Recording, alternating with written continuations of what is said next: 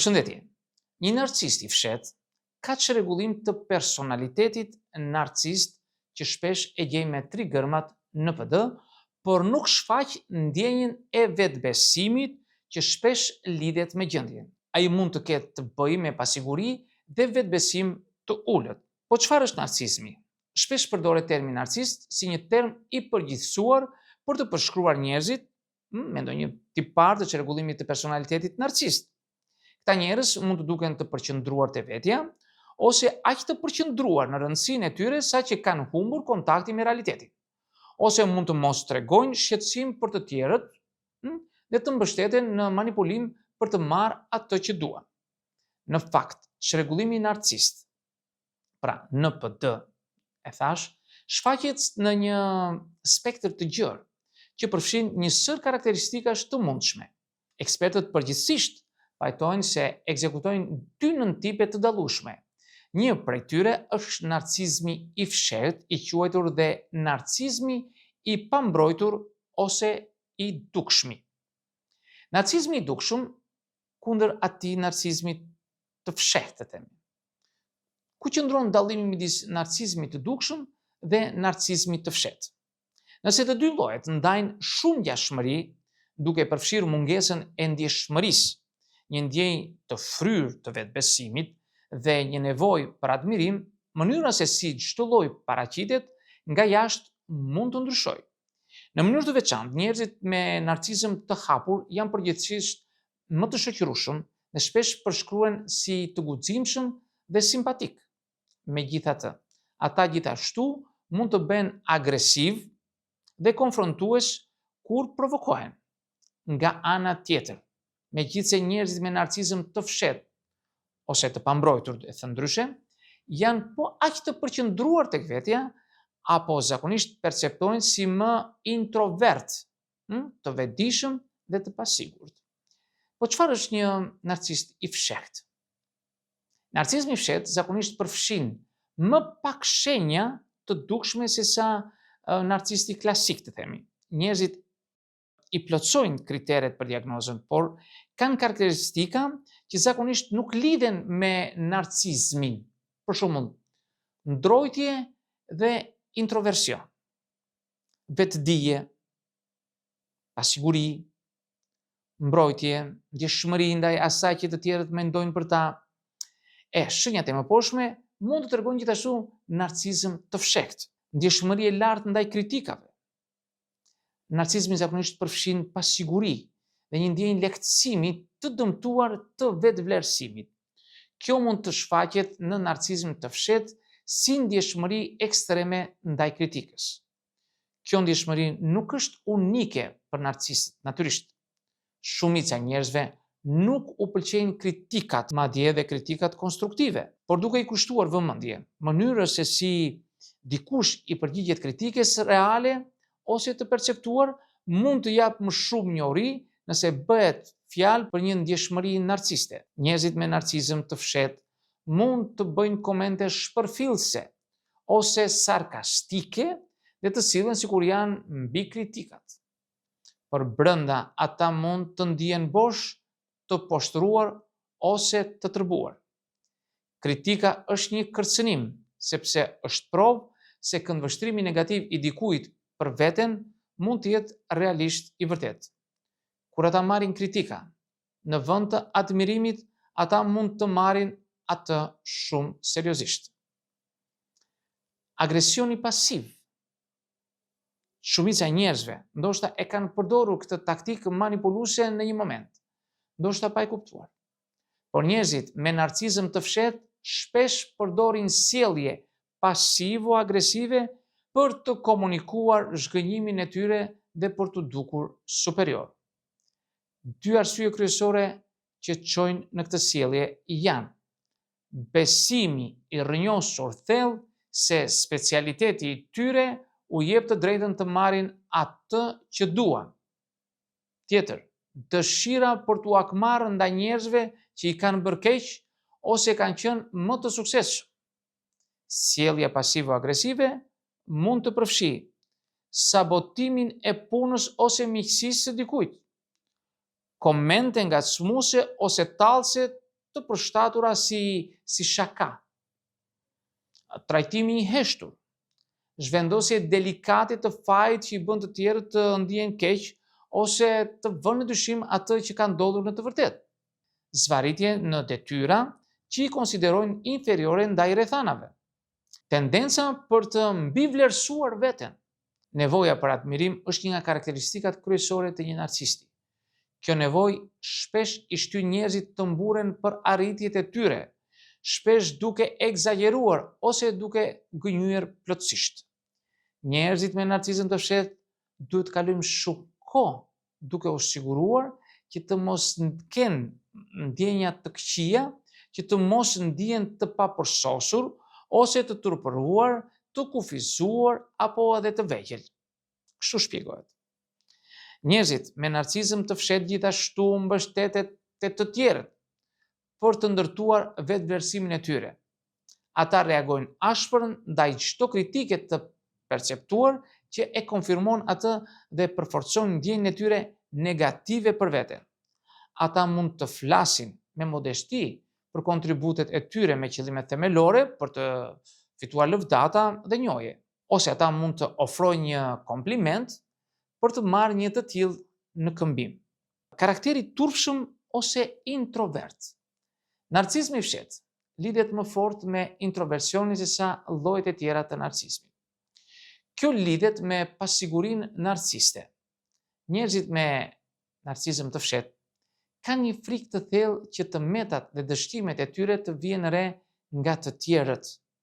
Zbulimi i ndjenjave të tyre, të brendshme të inferioritetit, do të shkatërronte iluzionin e tyre të epërsisë. Shmangja e ndërveprimeve sociale ndihmon në zvogëlimin e mundësive të ekspozimit.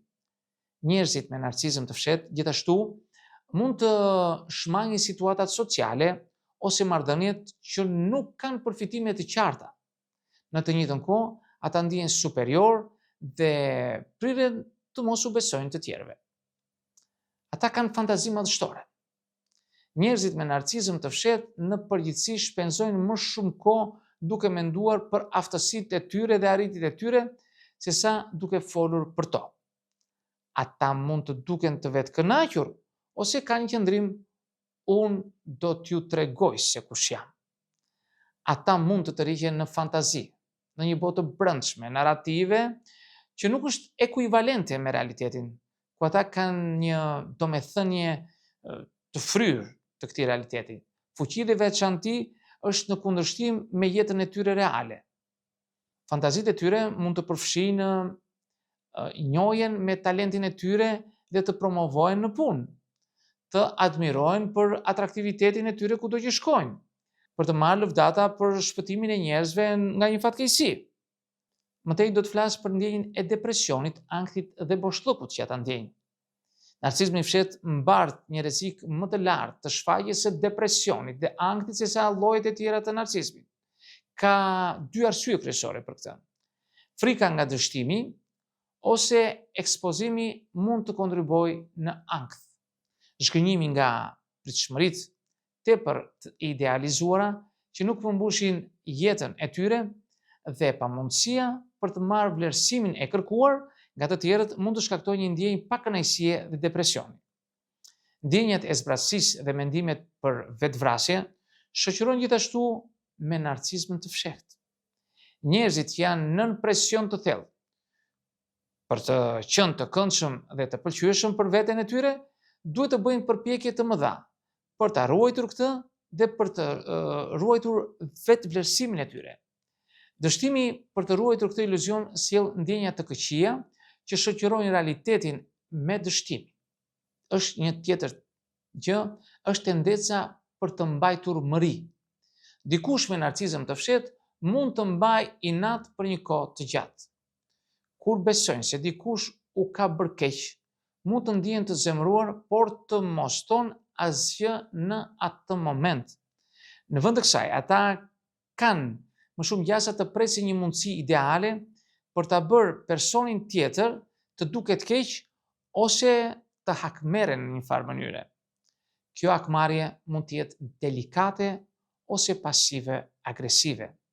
Për shembull, ata mund të fillojnë një thashethem ose të sabotojnë punën e personit. Ata gjithashtu mund të kenë mëri ndaj njerëzve që fitojnë lavdërimin ose njohjen që mendojnë se meritojnë, si për shembull një koleg që merr një promovim të merituar ose ngritje në detyrë.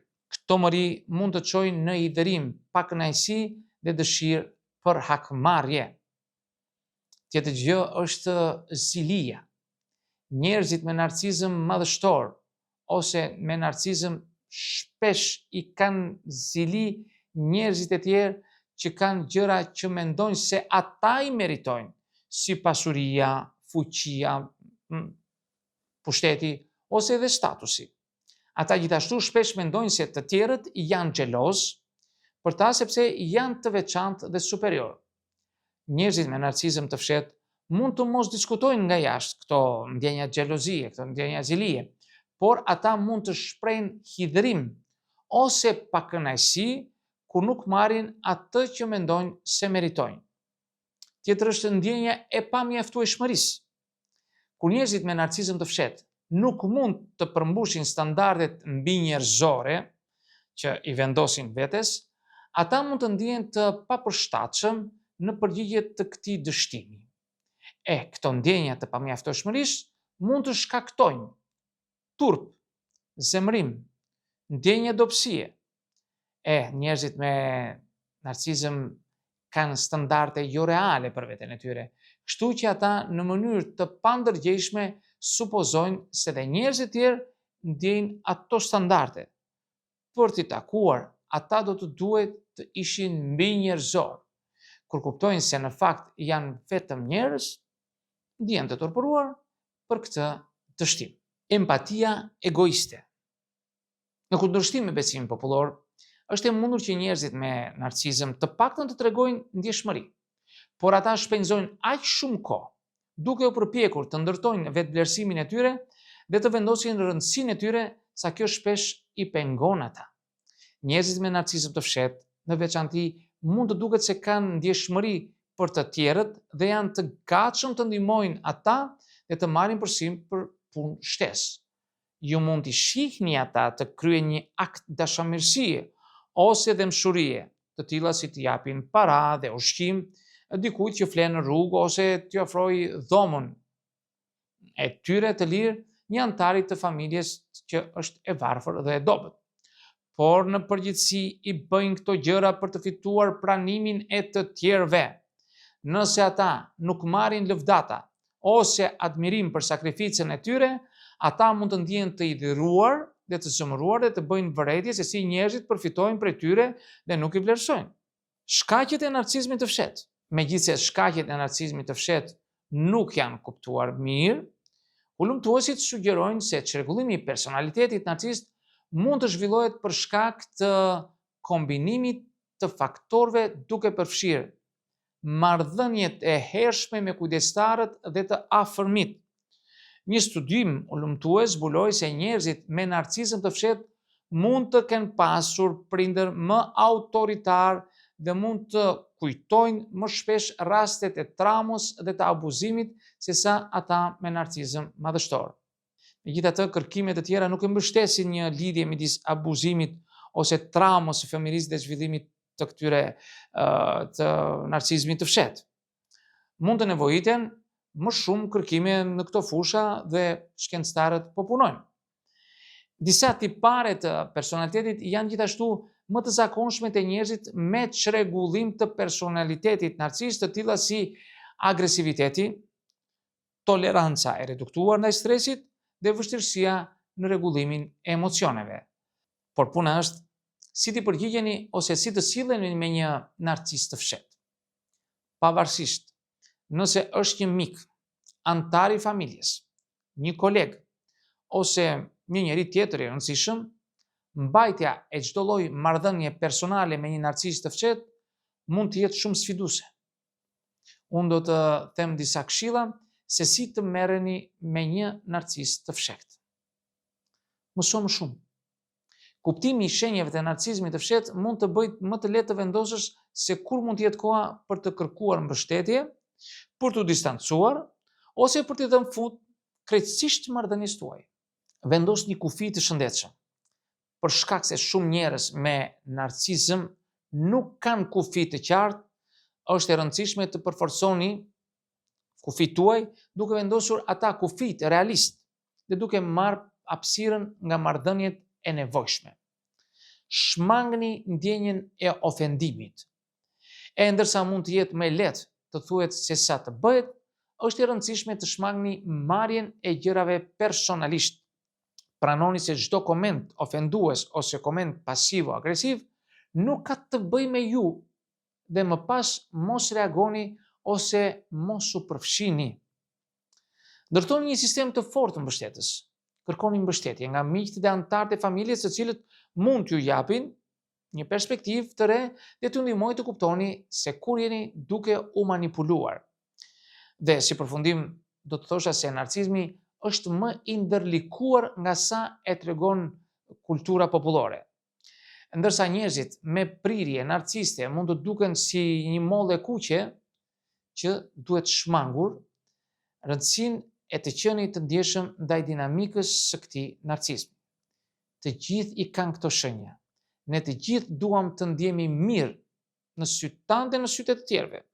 Të gjithë jemi nën presion që të dukemi si idealet tona, për ta bërë veten të duket si një imazh i caktuar, dhe ne bëjmë të gjitha llojet e gjërave për të krijuar iluzionin se jemi të mirë, duke përfshirë gënjeshtra ndaj vetes edhe të tjerëve.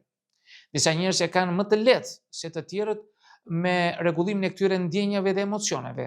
Ata që luftojnë me këto mund të kenë më shumë gjasa të zhvillojnë narcisizëm ose një çrregullim tjetër të personalitetit. Po çfarë bëjnë narcisët e fshet në një marrëdhënie? Njerëzit me narcisizëm të fshet shpesh përdorin taktika të ndryshme për të fituar kontrollin mbi të tjerët në një marrëdhënie. Kjo përfshin atë që thash gaslighting, pra manipulimin e sjelljeve pasivo-agresive, si dhe ngacmimin. Cilat janë gjërat që mund të thoni një narcis i të fshet? Narcisët e fshet mund të bëjnë komente shpërfillëse që u bëjnë të ndjeni sikur ndjenjat dhe opinionet tuaja nuk kanë asnjë rëndësi.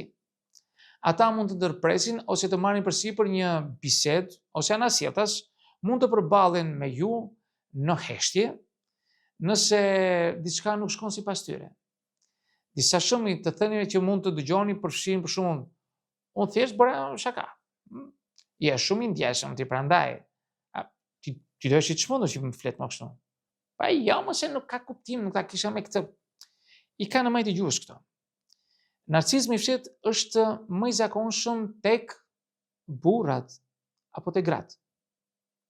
Studimet tregojnë se femrat priren të shfaqin tipare të fshehura narcisiste më shpesh se meshkujt.